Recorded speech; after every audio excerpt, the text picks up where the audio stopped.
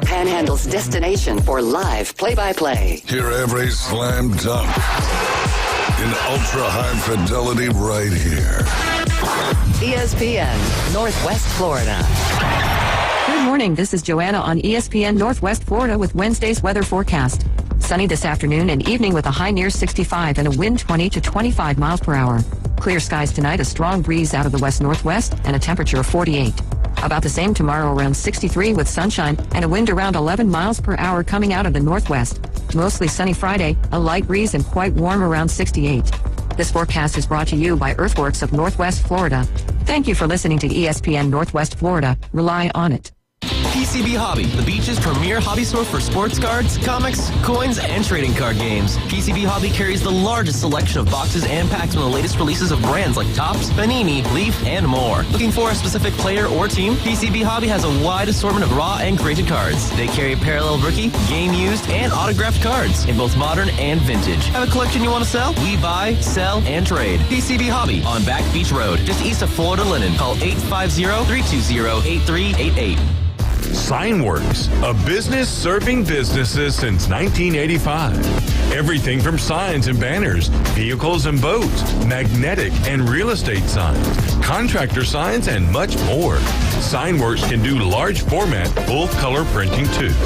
Signworks, a real professional in the business world. Call Signworks at 785-8899. Signworks, 850-785-8899. Busher Betting Ovals will deliver. I'm Susie Armstrong. The story next on NASCAR Today. Brought to you by eBay. eBay. Things people love. Hi, I'm Ryan Blaney, a third-generation race car driver, and I dedicate a lot of my time going fast. But when my grandpa was diagnosed with Alzheimer's, it was a very unexpected bump in the road for us. It's important to notice if older family members are acting differently or having trouble with routine tasks. Early detection of Alzheimer's can give your family time to explore support services and access available treatments. If you or your family are noticing changes, it could be Alzheimer's. Talk about seeing a doctor together. Visit alz.org/time to talk. A message from the Alzheimer's Association and the Ad Council. We are the voice of NASCAR. The green flag is in the air, and we are underway. The Great American Race. The Motor Racing Network. NASCAR Cup, Xfinity, and Craftsman Truck Series Racing live on your hometown radio station and MRN or NASCAR.com. Martinsville, Talladega, the Chicago Street Course. We have the side-by-side action and last lap passes for the win. Photo finishes. Ryan Blaney will win. The voice of NASCAR, the Motor Racing Network.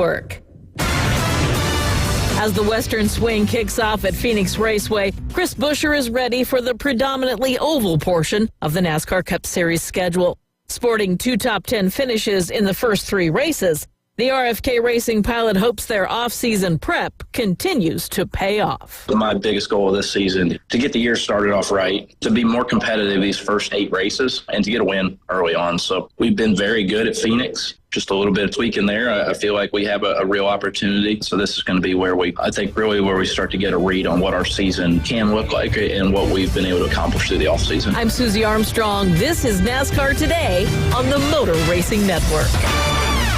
Powered by Panama City Toyota. Your home for Auburn Tiger basketball. WGSX Lynn Haven. WVLQ Port St. Joe. ESPN Northwest Florida. It's the next evolution of sports talk radio. The biggest stories and the biggest reactions. Now. And now we're taking... With the first pick. This is the last ball you got to bet. The Inside Drive. From college to the pros. Interviews with the newsmakers, sports betting, your phone calls, and more. And now, The Inside Drive with Ryan Mulvey.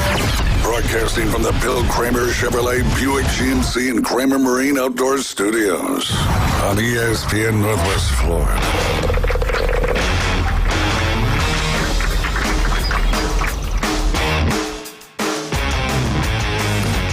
and good Wednesday morning. You're listening to The Inside Drive live here on ESPN Northwest Florida. 104.3 here in Panama City Beach, 101.9 in Port St. Joe. You can watch, like, listen, comment, subscribe, share, and even follow, which you should be doing already. Those are our social channels, Facebook, YouTube, and Twitch, where we stream live every day. 3 great local shows, the Coach James Hale Show from 7 to 9, The Inside Drive right here from 11 to 1, and, of course, the Afternoon Underdogs from 4 to 6 p.m. That is weekdays and daily. You can watch it live, listen to it live, or go back after the fact and watch and listen as well. You can also download our free mobile app inside the Google Play or Apple Store. All you got to do on that one is search 104.3, and it'll pop up right there on the first page of the search engine for you. And then, of course, as I always mention, if you want to save some money on your streaming services, head over to ESPNPC.com. Scroll down just a little bit. You'll see that TV channel icon. That is Lucid Streams TV. Over 2,000 channels on demand, including all your regional news, regional sports, local news, every channel you could possibly want, all the sporting events, including pay-per-view, MMA, boxing, UFC, whatever it may be, it's on Lucid Streams TV. And, of course, if you're a big movie buff as well, they've got over 10,000 movies on demand. Again, all you got to do is head over to ESPNPC.com, scroll down just a little bit, click that TV channel icon, follow the prompts to sign up for Lucid Streams TV. David, how you doing on this blustery Wednesday? Blustery, man. What a word to get the day started. Doing well this morning. I guess we'll get to afternoon here in about shortly. 57 and a half minutes or so. Enjoyed the weather last night. Made the sleep phenomenal, right? I mean, I know for some people it's kind of tough once they start hearing that wind howling a little bit. I totally understand that, especially when you have the tornado watches, when you're getting ready for bed or knowing what the weather is ahead. But, the rain hitting that tin roof I just love sleeping with that sound. Yeah, so very peaceful. Got some good rest. Also, checked out a show on, I believe it's Netflix. It's got Robert De Niro in it. Okay. It's called Zero Day. I saw that. I didn't watch it, but I saw about it. Yeah. I would say, man, I would say that's actually it's a thriller series. Yeah. It's a limited series, so it's only like 5 or 6 episodes. Gotcha. I would say that you would really enjoy that. I think that would be right up your alley. All right, we'll have to check it out. Yeah. That's for sure. A lot of good stuff has been coming out recently. There's that the Gold, talking about the NBA players, and I don't know if it was Court of Gold or whatever it was called. So like Full Swing NBA style? Yes, but it was specific to the Olympics last year. Very good. Watch that series so far as well. That's fantastic. The other day I was watching, it wasn't on the Dream Team, it was on the Select Team, which was the collegiate players outside of Christian Laettner. Yep. That was I think it's an older documentary, but it had to have been while Penny has been with Memphis, because he had the Memphis Regalia on, so that was a fun documentary to watch, man. Yeah, no doubt. The behind the scenes stuff is just it's so intriguing and so interesting when it comes to these different documentaries that really give you the behind the scenes look. And that's what we've been telling the PGA Tour they need to do. Obviously, the Full Swing is a great documentary when it comes to seeing the behind-the-scenes stuff there for golfers. But yeah, lots of new stuff coming out, and enjoyable and entertaining. That's the key, no doubt about it. Well, with Full Swing, let me ask you this. As a golf guy, you're a golf guy already. Yeah. Right? So when PGA Tour is on, you're going to dive into some of the golfers, or at least know the names of golfers that 99% of us have no idea about, right? Yeah, some, yeah. Well, let's go Joel Dahmen or whatever, right? Like before Full Swing, I don't think many people knew of him. Do you think that Full Swing hit the mark in the sense of, do you think that they were just trying to put him on the map for a second, or put him on the map, maybe not being a great golfer, but now he's more watchable because his name was in a documentary? Yeah, no, I think you're spot on. I think Netflix, the PGA Tour, whoever else was involved, did a good job of identifying characters on the PGA Tour. Yeah. Because when you when you learn more about these characters, it makes you more apt. Like you said, he may not be the best golfer out there, but because of his character, and he's just kind of a quirky dude and interesting to listen, talk to. I think you continue to kind of follow him. And at the Cognizant Classic this past weekend, Smiley Smiley Kaufman does a segment live at these tournaments called the Happy Hour, and he basically posts up on one of the par threes on the course, and as players go through, they'll sit down and interview with him while the tournament's going on, and that's a really cool addition and segment. Smiley Kaufman has been a great addition to the PGA Tour as far as interviews, and he's not far off of playing professional golf. I mean, he was on the PGA Tour for a while. He famously was in the final group in the Masters back in, I forget which year it was, and obviously he kind of had a collapse, and since then he hasn't really played that great at professional golf, and he's moved into this kind of broadcasting role, which I think is more his cup of tea. And we know Smiley Kaufman. He used to work with Tony Ruggiero. He used to teach out at Bay Point quite a bit, and Smiley had come down all the time. And when I was at St. Joe, Smiley would text me all the time wanting to see if he'd just come out and hit some balls and get some work in when he was down on vacation. So good guy, and I've been trying to get him to come on the show for a while, but he's pretty high profile now. So no time for the little guy. We ain't got no time for you then, Smiley. Get a new name like Frowny or something like that. Yeah. But I think that's another thing you bring up, Smiley, and him coming to Bay Point. Well, there was another guy who played tight end for the Buffalo Bills, Dawson Knox. Is that a guy that, when you meet these people, I won't even say high celebrity profiles, but when just because the rest of the world doesn't know them, if you know about them, be it a wrestler or be it a football player, low profile, doesn't really matter. Do you focus more on Dawson Knox, who's, he's definitely not a slouch. No, he's no slouch. He's a good compliment there with Kincaid, that's for sure. But do you pay more attention to Dawson Knox? Yeah, and, obviously the impact he had with Liam, too. Liam is obviously, always want to know what he's doing and stuff like that. And that's kind of one of the cool things about these professional athletes is, they wear this badge of honor that, it's a lot more than just them. There's so many people's lives they touch, and it's kind of cool. Yeah, it kind of gives you that extra motivation, extra things to follow and talk about with them. So, but yeah, have had some opportunities over the course of my career to meet some really cool and special people.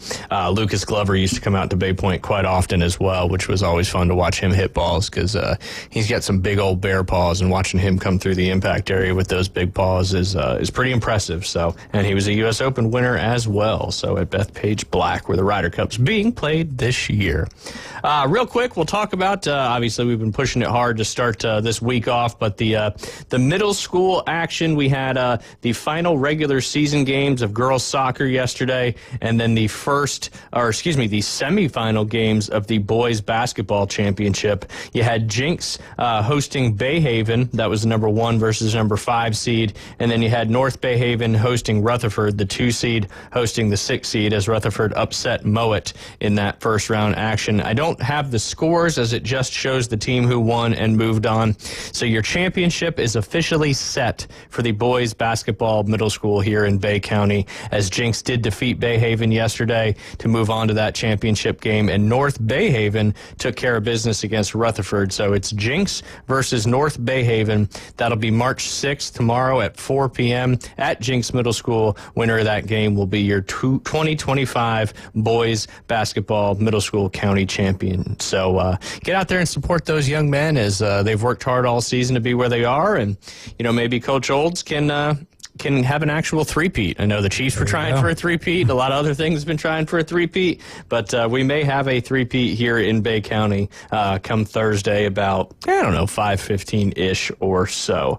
On the girls' soccer side of things, the bracket is now set. The scores yesterday, Surfside beat Breakfast Point Academy 5-1. Bayhaven beat Palm Bay 6-1. North Bayhaven beat Jinx 6-0. Mowat beat Merritt Brown 8-0. And University Academy beat Rutherford 11-0, and Tyndall Academy did have a bye. So, final standings of the season: University Academy finished undefeated at 10-0, Bayhaven 9-1, Surfside 8-2, Mowat 7-3, North Bayhaven 6-4, Breakfast Point, Jinx, and Palm Bay all finished at 4-6. So obviously, Coach Latch and the rest of the guys doing this bracket got the tiebreakers figured out, as obviously University Academy will be taking taking on the number 8 seed, which ended up being Palm Bay due to the tiebreakers there. Number 2 seed Bayhaven will be taking on Jinx. Number 3 seed Surfside will be taking on Breakfast Point Academy. Number 4 seed will be playing the number 5 seed. That's Mowat versus North Bay Haven. That gets started tomorrow afternoon at 4 p.m. With University Academy hosting their game, Mowat hosting their game, Bayhaven hosting, Surfside hosting. I believe Bayhaven hosts at North Bayhaven too, if I'm not mistaken. So, especially with North Bayhaven traveling to play at Mowat. So we'll keep you updated on that. First round action starts tomorrow. Semifinals will be on Tuesday, and then of course, the county championship will be next Thursday on March 13th. Back to the boys basketball. Also want to give a shout out to the other teams that are still playing. And this is one of the cool things that they did this year with all the middle school sports, is it wasn't just your top 4 seeds playing, a semifinal and championship game. They added all 8 seeds. And even if you lose your first game, you get to continue on playing some of your sport that you love. So you've also got on the other side of the bracket, you've got Breakfast Point Academy, which will be traveling to Surfside. And then University Academy will be traveling to Mowat. That already happened. Those games have ended. So Surfside and Mowat will be playing each other. That'll be at Mowat to determine the 5th place game. Breakfast Point Academy will be traveling to University Academy tomorrow to determine 7th place in the county. And then the 3rd place game will feature Bayhaven and Rutherford. That'll be at Bayhaven. So cool stuff. The teams get to keep playing even if they lose that first or semifinal game, and just, keep playing until we have 1 through 8 champion, or 1 through 7, to get figured out. The same thing will happen with the girls soccer tournament as well. We'll keep you posted on all that action. Last night in NBA, obviously, it's been talked about quite a bit. 50,000 points for one LeBron James. I know Keith's going to want to talk about it a little bit, too. The ageless wonder. 40 years old, still doing crazy stuff. 50,000 points is just hard to fathom that. Obviously, he's been playing in the league for, 22 years? Yeah. So he's had a lot of opportunity to accumulate those points, but at the end of the day, you still have to get that ball through the hoop. And pretty impressive stuff there by LeBron James to get that done, that 50,000 milestone. And then, of course, that's going to bring me to an interesting list here. This is the list of oldest professional athletes by sport. I know we talked a little bit about it yesterday. We'll start with German footballer. That's obviously German Football League. Which is soccer. Yes, which is soccer, indeed. Manfred Bergsmuller was... Oh, yeah. Oh, Manfred. Everybody knows Manfred. Yeah. He's a Manfred. He was 52 years old, and he was 52 years, 182 days old. So was playing into his 50s. He retired in the year of 2002. In American football, which is a more commonly known as football, or association football, that's also soccer as well. Ezeladin Bahadur was 74 years. This guy's American that you just said his name? No, I didn't mean to say American. Okay, it's gotcha. Association football, more commonly known as football or soccer. It's 11 on 11. It's more the overall umbrella of it, I guess. But this gentleman, Ezeldin Bahadur, and it says one off, was 74 years old, 74 years, 348 days old. And then you had I think one off means it came back and played at that age one more time. Oh, kind of like retired for a little bit. Because Gordie Howe is in that same boat. Yeah. Because he's 52 is when he stopped, but then he came back and he played. We'll get to that shortly. He played one more season at an older age, and then like Ric Flair had one-off matches for the last 17 retirements he's had. Yep, there you go. And then Kazuyoshi Miura. Oh, man, I'm loving this list. All these guys are just pinging. Yep, 58 years and 6 days. What? Still active. Are we going up? Still playing. There's some of these that'll be interesting. All right, Australian rules football. For those that don't know what Australian rules is, it's basically rugby, but more, I would say, being that on one day, Christmas Eve, I believe it was, there was no sports going on. And so I watched rugby, and I was switching back and forth between rugby and Australian football rules or whatever. And I enjoyed the Australian one a little bit more because rugby, both of them are very physical. It's but for me, the AFL was a little bit more easy to watch, not just exciting. Yeah. And I guess that's what we look for in American sports today. Yeah. No doubt. But Samson Hosking, everybody knows him. He was 48 years old and 159 days. He retired in 1936. And then the old guy that everybody remembers, Wally Watts. He was 44 years old and 49 days old. He retired in 1916. And those are both from Australian football? Rules specifically, yep. Auto racing, this is specific to rally car racing. Saboslaw Zasada was 91 years old. Well, I was about to say, I don't know if racing should be counted in this, when you get to 91, come on, man, that's absolutely asinine. But the fact that he was able to, keep it between the lines, if you will, pretty impressive. Probably if he was not doing rally car racing, it might have been a little tougher because he was allowed to be a little loose around some of those turns. But he retired in 2021. Baseball, any guess to this one? Oh, man, we've had some guys who've kind of played up there. I'll go Nolan Ryan. Satchel Paige. Oh, Satch, yeah. That was a one-off, though, so he was 59 years and 350 days old. I didn't know that he was up there in that age. And again, that's that one-off thing where I believe they came back to... I don't care. Yeah. I mean, you can't go 10 years, so that means that he was playing into the middle of his 50s at least to get back to that one-off, right? Yeah, I would think so. Yeah. I'll find 1966 is when he retired. But yeah, 59 years old. Men's basketball... Pierluigi Marzorati was 54 years old. And then in women's basketball, you had Nancy Lieberman. That name actually does sound familiar. He took 12 years off, Satchel did. Dang, and then came back for 1 year. 1953 was his last season. And then came back 1965 with the Athletics. But when you say one-off in that situation, we're talking about one at-bat. Gotcha. Yeah. Hey, I guess that's, it counts. It counts on no doubt. On Wikipedia anyway. But Pierluigi was 54 years old, retired in 2006, and Nancy Lieberman was 50 years old. She retired in 2008. Bodybuilding was Albert Beckles. He was 53 years old when he retired in 1991. Bowling, another one up there, Carmen Salvino. He was 86 years old and retired in 2020. Wow. My algorithm has been flooded. Like, I watched one bowling video one day, and then it has. I'm like, well, I don't even know the last time I bowled. It was last year sometime. But there you go. Yeah, bowling is. I always talk about Waccamaw lanes when we were in college for that 11 to 2 happy hour, as you could call it. On the boxing side of things, you had Albert Hughes. He was 70 years old and 70 years 234 days old. He retired in 2019. Does it say who his last bout was against? It doesn't. And can it say his name one more time then? Albert Hughes. And it does, his name isn't clickable. There's not a hyperlink tied to his name, so I can't follow that any further. But I'm sure you can find some information on a quick Google search there. We'll move on to cricket. I guess there's two types of cricket, tests and first class. In the tests side of cricket, you had Wilfred Rhodes. He was 52 years old, retired in 1930. And then on the cricket first class side of things, Raja Marhara Singh was 72 years old and retired in 1950. Moving right along to cycling, multiple types of cycling. You had road race cycling, and then, of course, you had track cycling as well. Lex Nederlof was 52 years old and retired in 2018. That was road racing cycling. And then track racing cycling on the men's side was Shiachi Yuasa, who was 68 years old and retired in 1996. On the women's track cycling track side of things, Mayoko Takamatasu.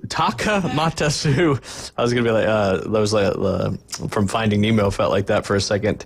She was 54 years old, 11 months and 4 days, retired in 2017. You got information on old Mr. Box? On Albert Hughes. So his last fight before 2019 was like in 1983. Then he takes on Tremaine Towns, which I don't have the age of him, but he does not look anywhere in the same atmosphere, stratosphere of age.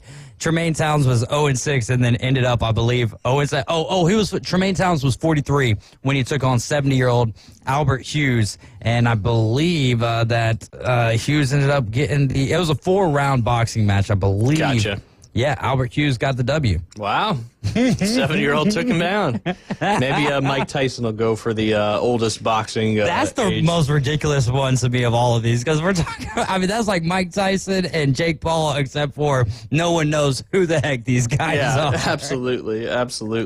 All right, golf. Oldest player. You know that one, David? Oh, Arnold Palmer. Good guess, but no. Ben Hogan. No. Gary Player? Yes, Gary Player. Hey, 3 guesses for a... Not bad. Yeah. I would, that's impressive, no doubt. When you said, I was like, yes, that's the one. Gary Player was 73 years old when he hung it up in 2009. Gymnastics, you had Oksana Chusovitina. She was super flexible. She was 49 years and 258 days old, and she is still active. She is not retired yet. She is still performing in gymnastics. Obviously, we mentioned these guys yesterday. In the ice hockey world, you had Gordie Howe, which I believe retired when he was 52-ish, I think you said yesterday, but he did have a one-off when he came back and played. I believe it was for a minor league hockey team. He was 69 years, 276 days old, and officially retired in 1997. But yeah, to be playing ice hockey in any type of league. Yeah, I don't care if it was you playing against kids. Yeah, at 60 days shy of 70 years old is pretty nuts. And then, of course, Jaromir Jagr is still active at 53 years and 17 days. He's just continuing to be out there playing hockey. We'll jump into some more of these when we get back. I know we got to go ahead and take a quick break. You guys are listening to The Inside Drive. Don't forget, we got Keith Fleming coming up at the top of the hour. He wants to talk a little LeBron James and, of course, get us all ready for the Arnold Palmer Invitational, which gets underway tomorrow over there in the Orlando area. We'll be right back. 104.3 ESPN Northwest Florida presents the madness of college basketball. 68 teams, 32 conference champions, but there can only be one. ESPN Northwest Florida is your exclusive radio home for the NCAA College Basketball Tournament. Good morning. This is Joanna on ESPN Northwest Florida with Wednesday's weather forecast. Sunny this afternoon and evening with a high near 65 and a wind 20 to 25 miles per hour. Clear skies tonight, a strong breeze out of the west-northwest, and a temperature of 48. About the same tomorrow, around 63 with sunshine and a wind around 11 miles per hour coming out of the northwest. Mostly sunny Friday, a light breeze and quite warm around 68. This forecast is brought to you by Earthworks of Northwest Florida. Thank you for listening to ESPN Northwest Florida. Rely on it. With over 65 years of combined experience, Instant Replay Sports Cards is happy to help you take your collection to the next level. They carry all the new hobby boxes, signed memorabilia, and supplies. New and vintage cards and Pokemon. They sell and trade cards and are always looking to buy. They're an authorized source for Topps, Panini, Upper Deck, and Leaf cards. Instant Replay Sports Cards is open 7 days a week at 752 West 23rd Street, down from Academy Sports. It can always be reached at InstantReplaySportsCards.com. Whether you're an experienced investor or first-time buyer, Beach House will provide you with top-notch service to guide you through every step of the process. We make the real estate process fun and easy through effective marketing, strategic advertising, and always a client-focused experience. From single-family homes to full-scale developments, Beach House Sales Development has you covered. Check them out at beachhousesalesfl.com or give them a call at 850-919-3500. Live from the 19th hole. I can't believe you're a professional golfer. I think you should be working at the snack bar. It's the Inside Drive from the Bill Kramer Marine and Outdoor Studio. The price is wrong. ESPN Northwest Florida. And welcome back. You're listening to the Inside Drive live here on ESPN Northwest Florida. Everybody get ready for the Best of Bay voting coming up. April 1st, nominations will be available. I know they do it. If you nominate more than 25 local businesses, you can be entered to win a $250 Visa gift card. So we're trying to make it a little repeat Best of Bay action here for the Inside Drive, not only for radio personality, but also for television personality as well. We are streaming, so I guess some people think that's TV. I mean, it is kind of the modern version of TV. Isn't that funny, though? They'll call your radio show a podcast, podcast and then call your Facebook show a TV show. I like it. Yeah.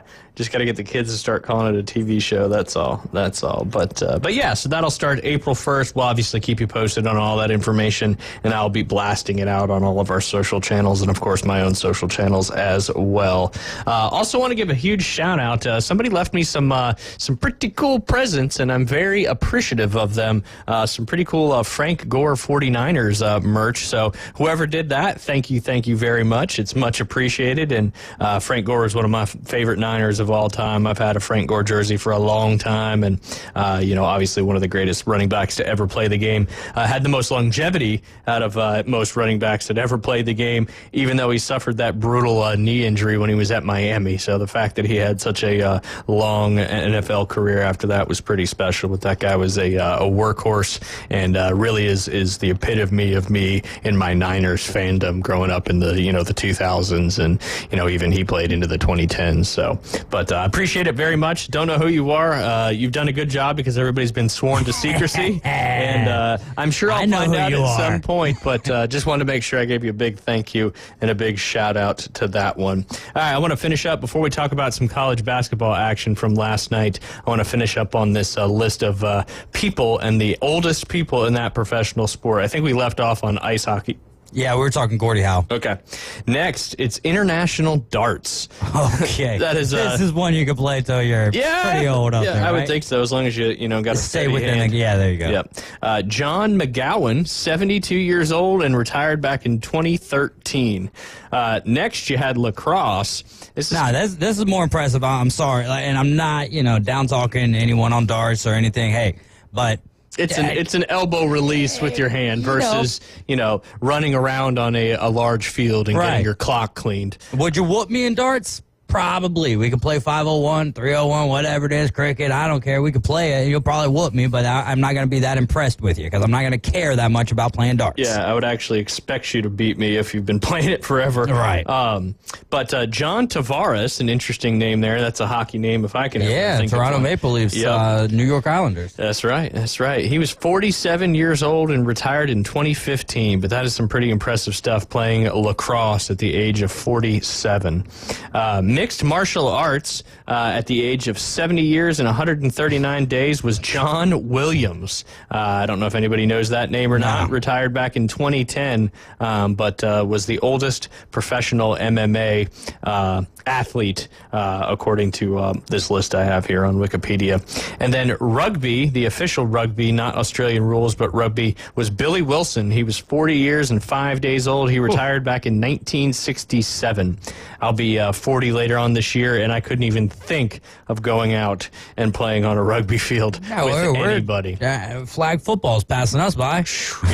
Yeah, very, very quickly. Very quickly, nonetheless.